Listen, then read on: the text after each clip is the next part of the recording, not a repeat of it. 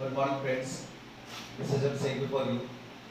और आज के अध्याय में हम लोग क्लास 12 के बायोलॉजी के लेसन 2 पुष्पी पादपों में लैंगिक जनन sexual reproduction in flowering plants के अंतर्गत परागकण स्त्रीकेशन संकर्षण के बारे में पढ़ने जा रहे हैं। इसे पॉलिन क्रिस्टल इंटरेक्शन या फर्टिलाइजेशन यानी निषेचन भी कहा जाता है।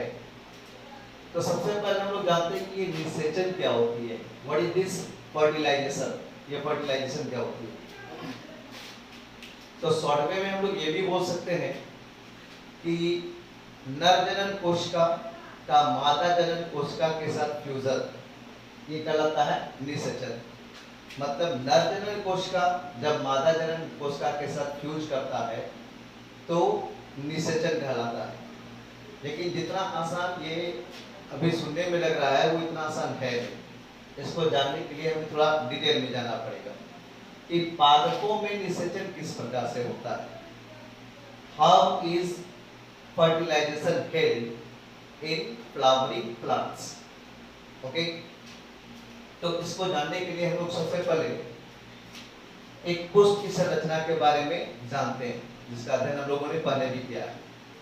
तो this is the calyx, Corolla, androecium and this is the gynoecium. इसे हिंदी में हम लोग जाने, इसे हम लोग बोलते हैं बाह्यदल, ये दोनों कहलाएंगे दल, ये कहलाते हैं पुमंग और ये कहलाते हैं जायांग। अब यहाँ पर जाने, आज बेसिकली हम लोग स्त्रीकेसर के बारे में आज बेसिकली जाने। ओके, यहाँ पर क्या है कि ये स्टिग्मा, स्टाइल और ये ओवरी कहलाता है, यानी वर्तिका और अंडाशय। ओके, तो ये निषेचन होता कैसे है इसके बारे में पहले हम लोग जानते हैं। ये पुष्प का नरजनन भाग है जहाँ ये फिलामेंट है और ये पॉलिन सैक है। पॉलिन सैक में भरा होता है पॉलिन ग्रेन, तंतु, परागकोश और परागकोश में भरा होता है परागकण। तो जब परागकोश का स्फुटन होता है, तो परागकोश से निकलने वाले परागकण किसी माध्यम से या स्वतः वर्तिकाग्र तक पहुंचते हैं, किसी माध्यम से या स्वतः वर्तिकाग्र तक पहुंचते हैं। और आपको मैंने पहले बताया था कि परागकणों का वर्तिकाग्र तक आना यह क्रिया कहलाती है परागन, जिसे इंग्लिश में पॉलिनेशन बोलते हैं। ओके, तो जब किसी माध्यम से या स्वतः परागकण वर्तिकाग्र पर पहुंच जाता हो तो उसके बाद क्या होता है? इसके बाद होता क्या है कि वर्तिकाग्र पर चिपचिपा पदार्थ होता है, जिसके कारण परागकण वर्तिकाग्र पर चिपक जाते हैं। ओके, परागकण वर्तिकाग्र पर चिपक जाते हैं। इसके बाद चिपक जाने के बाद वर्तिकाग्र से कुछ रसायन सेक्रेट होके निकलते हैं, जिसकी वजह से ये परागकण अंकुरित होते हैं। लेकिन ये प्रक्रिया जानने के लिए कि अंकुरन कैसे होता है, परागनलिका का निर्माण कैसे होता है, इसको जानने के लिए थोड़ा सा परागकण की संरचना के बारे में जानें। ओके, परागकण की ये संरचना, ओके, जिसमें ये जनन छिद्र है।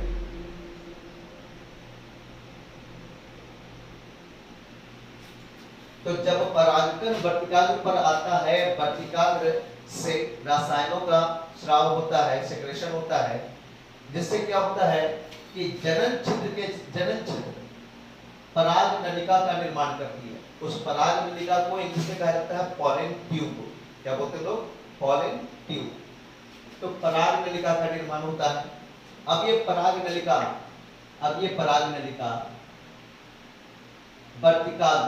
वर्तिका से होते हुए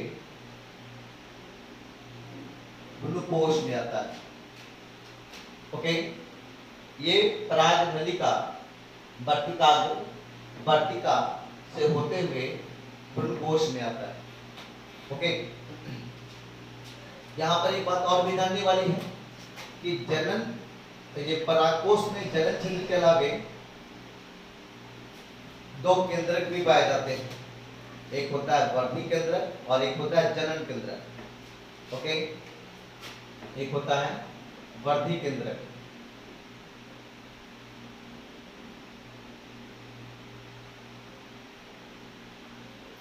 वर्धी केंद्रक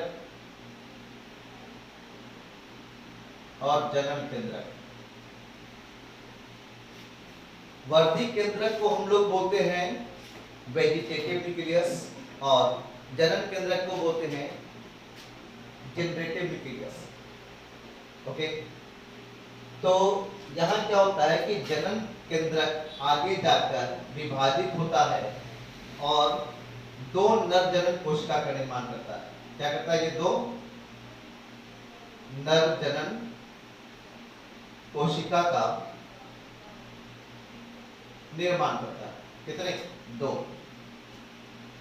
तो हम यहाँ पर थे, अभी तक पूरा क्या था कि ये परागकोश के स्फुटन के बाद परागकण वर्तिकाग्र पर आता है। वर्तिकाग्र से निकलने वाले रसायन इस परागकोश का अंकुरण करते हैं। ओके, अंकुरण होता कैसे है? तो परागकोश का जो जनन छिद्र होता है वह अंकुरित होता है और पराग नलिका का निर्माण करता है। लेकिन यहाँ पर वर्धी केंद्रक और जनन केंद्रक भी पाए जाते हैं परागकण में। तो परागकण का जो जनन केंद्रक होता है वो विभाजित होकर 2 नर जनन कोशिका का निर्माण करता है। तो इसका मतलब ये हुआ कि जो पराग नलिका भ्रूणकोश तक जाती है उस पराग नलिका में 2 नर जनन कोशिका भी होती है। समझ में आई बात? कि जो पराग नलिका, जो परागकोश के अंकुरण से बनी है पराग नलिका, ये पराग नलिका जब भ्रूणकोश में जाती है तो उस पराग नलिका में 2 नर जनन कोशिका होती है। ओके, ये नर जनन कोशिका, मैं देखो ये नर जनन कोशिका यहाँ पर लाता हूँ। ये 2 नर जनन कोशिका होती है जो पराग नलिका के माध्यम से भ्रूणकोश में आती है। अब ये 2 नर जनन कोशिका फ्यूजन करती है। किससे फ्यूजन करती है? तो पहली नर जनन कोशिका जो है वो द्वितीयक केंद्रक से फ्यूजन करती है और दूसरी नर जनन कोशिका जो है वो अंड कोशिका से फ्यूजन करती है। थोड़ा सा इसके इंटरनल स्ट्रक्चर को भी हम यहाँ पर जान सकते हैं। भ्रूणकोश के अंदर आपको देखो कितनी कोशिकाएं नजर आ रही है। ऊपर की ओर 3 जो कहलाती है प्रथम कोशिकाएं, नीचे की ओर 3 कोशिकाएं, इनमें जो बीच की कोशिका है वो अंड कोशिका है, फीमेल रिप्रोडक्टिव सेल, और ये जो 2 कोशिकाएं हैं बगल की ये कहलाती हैं सहायक कोशिका। ओके, तो नर जनन कोशिका जो भ्रूणकोश में आई 2 कोशिकाएं, उनमें से एक कोशिका जो है ये फ्यूज करती है द्वितीयक केंद्रक के साथ। इसके साथ फ्यूज करती है द्वितीयक केंद्रक के साथ, जबकि दूसरी नर जनन कोशिका फ्यूज करती है अंड कोशिका के साथ। ये देखिए अंड कोशिका के साथ ये फ्यूज करेगी। अंड को एक नर जनन कोशिका फ्यूज की है द्वितीयक केंद्रक के साथ, जबकि दूसरी नर जनन कोशिका फ्यूज की है इसके साथ अंड कोशिका के साथ। ओके, एक नर युग्मक जो द्वितीयक केंद्रक के साथ फ्यूजन करता है यानी फ्यूज करता है, वह नर युग्मक जो द्वितीयक केंद्रक के साथ, ये वो नर युग्मक है जो द्वितीयक केंद्रक के साथ फ्यूज करता है। ओके, तो द्वितीयक केंद्रक के साथ फ्यूज करके ये प्राथमिक भ्रूणकोश केंद्रक, जिसको प्राइमरी इंडोस्पर्मिक न्यूक्लियस कहते हैं। क्या कहते हैं? Primary endospermic nucleus. ओके, जिसे हम लोग कहते हैं pen, PEN, pen, primary endospermic nucleus का निर्माण करते हैं। यहाँ जहाँ तक आपने देखा कि एक नर युग्मक द्वितीयक केंद्रक के साथ फ्यूज करता है और निर्माण करता है प्राइमरी एंडोस्पर्मिक न्यूक्लियस का। ओके, यही प्राइमरी एंडोस्पर्मिक न्यूक्लियस आगे डेवलप होता है और डेवलप होकर के भ्रूणपोष का निर्माण करता है। प्राइमरी एंडोस्पर्मिक न्यूक्लियस डेवलप होता है और डेवलप होकर के भ्रूणपोष का निर्माण करता है। ओके, और ये भी जानने वाली बात है यहाँ पर कि भ्रूणपोष जो होता है वो त्रिगुणित होता है। कितने गुणित? त्रिगुणित। ये पूछा जाता है सवाल, इसलिए आप ध्यान में रखेंगे कि भ्रूणपोष त्रिगुणित होते हैं। अब बात आती है कि त्रिगुणित क्यों होते हैं? ओके, क्योंकि यहाँ पर 3 कोशिकाएं पाई जाती है। आप देख पा रहे हो, क्योंकि यहाँ पर 3 कोशिकाएं होती है, इसलिए ये त्रिगुणित होते हैं। जबकि दूसरा नर युग्मक जो होता है जो कि अंड कोशिका के साथ फ्यूजन करता है। आप यहाँ देखिए, दूसरा नर युग्मक ये है और ये अंड कोशिका के साथ फ्यूज करता है। तो दूसरा नर युग्मक जो कि अंड कोशिका के साथ फ्यूज करता है, इसे द्विगुणित युग्मनज बोलते हैं। युग्मक और युग्मक मिलकर के युग्मनज का निर्माण करते हैं, मतलब गैमिट और गैमिट मिलकर जाइगोट का निर्माण करते हैं। तो दूसरा नर युग्मक जो है अंड कोशिका के साथ फ्यूज करता है और अंड कोशिका के साथ फ्यूज करके ये अंड कोशिका के साथ फ्यूज करके द्विगुणित युग्मनज का निर्माण करता है। यहाँ पर ये भी जानने वाली बात है कि अंड कोशिका के साथ फ्यूज करता है तो यह संयुग्मन कहलाता है। दूसरा नर युग्मक जब अंड कोशिका के साथ फ्यूज करता है तो यह संयुग्मन कहलाता है। क्या कहलाएगा ये? संयुग्मन। ओके, संयुग्मन को इंग्लिश में सिंगैमी भी कहा जाता है। यहाँ जानने वाली बात यह है कि जब दूसरा नर युग्मक अंड कोशिका के साथ फ्यूजन करता है तो युग्मनज का निर्माण करता है और ये युग्मनज डायप्लाइड होते हैं। डायप्लाइड करने का मतलब होता है द्विगुणित। डायप्लाइड करने का मतलब क्या होता है? द्विगुणित। ओके, आवृतबीजी पौधे। आवृतबीजी पौधे करने का मतलब कौन सा पौधा? कि जिन पौधों में फूल पाए जाते। ओके, जिन पौधों में पुष्प पाए जाते हैं वो कहलाते हैं आवृतबीजी पौधे। तो आवृतबीजी पौधे एक ही समय में 2 नर युग्मकों के द्वारा निषेचित होते हैं। आवृतबीजी जो पौधे होते हैं वो एक ही समय में 2 नर युग्मकों के द्वारा निषेचित होते हैं। आप देख पा रहे हैं ये पुष्पी पादप है आवृतबीजी। यह एक ही समय में 2 नर युग्मकों के द्वारा निषेचित हो रहे हैं। ओके, पुष्पी पादप चूंकि एक ही समय में 2 नर युग्मकों के द्वारा निषेचित होते हैं, अतः इनमें निषेचन की यह प्रक्रिया दोहरी निषेचन या डबल फर्टिलाइजेशन, जिसको हम लोग द्विनिषेचन भी बोलते हैं, द्विनिषेचन या डबल फर्टिलाइजेशन कहलाता है। पुष्पी पादपों में एक ही समय में 2 नर युग्मकों के द्वारा निषेचन हो रहा है। इस वजह से ऐसे निषेचन द्विनिषेचन या डबल फर्टिलाइजेशन कहलाते हैं and it is the most important question in for the board examination. Okay, जानने वाली बात यह भी है कि ये जो अंडाशय है, अंडाशय निर्माण करता है फल का और साथ ही बीजांड से निर्मित होता है बीज। ओके, अंडाशय फल से निर्मित होता है और बीजांड से निर्मित होते हैं बीज। ओके, कुछ बातें और भी आपने देखा होगा कि कुछ फलों में बाह्य दल पाए जाते हैं, लेकिन ज्यादातर फलों में बाह्य दल नहीं पाया जाता। ओके, कुछ ऐसे भी फल होते हैं जहाँ पर जब वो फूल की अवस्था में होते हैं तो बाह्य दल, तो ये हरा वाला भाग होता है, उस दौरान तो पाया जाता है, लेकिन जैसे जैसे वो फूल आगे डेवलप होकर के फल का निर्माण करता है, फूल का जो अंडाशय है डेवलप होकर फल बनता है, तो वो हरा भाग जो बाह्य दल कहलाता है वो गायब हो जाता है, कैलिक्स वो हट जाता है। लेकिन वही कुछ ऐसे भी पुष्प हैं जो फल में परिणित होने तक उनमें बाह्य दल बना रहता है।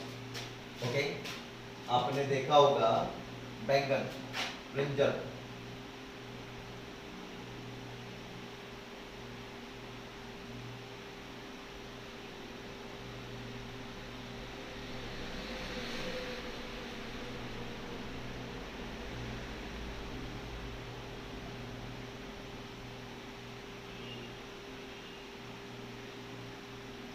तो ब्रिंजल में ये जो भाग दिख रहा होता है हरा वाला, ये हरा भाग जो होता है वो वास्तव में बाह्यदल होते हैं।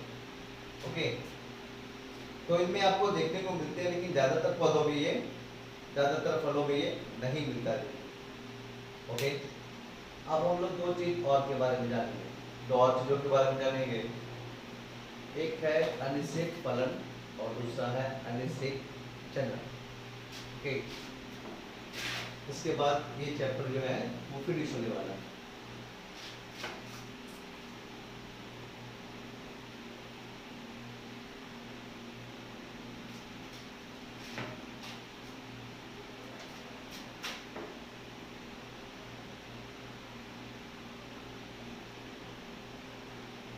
अनिषेक फलन,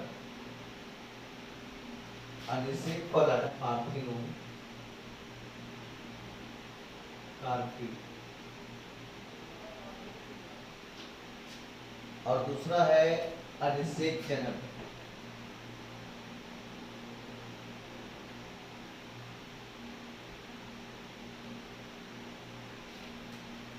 अनिषेक जनक, इसे इंग्लिश में हम लोग कहते हैं पार्थिनोजेनेसिस।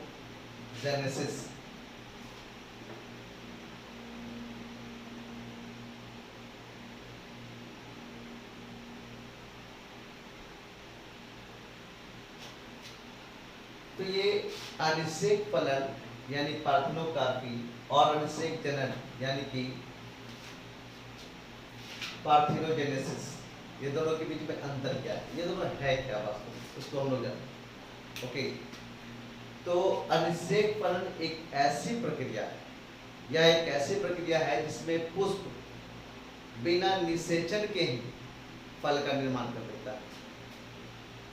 यह एक ऐसी प्रक्रिया है अनिषेक फलन जहां पर पुष्प बिना निषेचन के फल का निर्माण कर देता है। अब ऐसा होता है कैसे?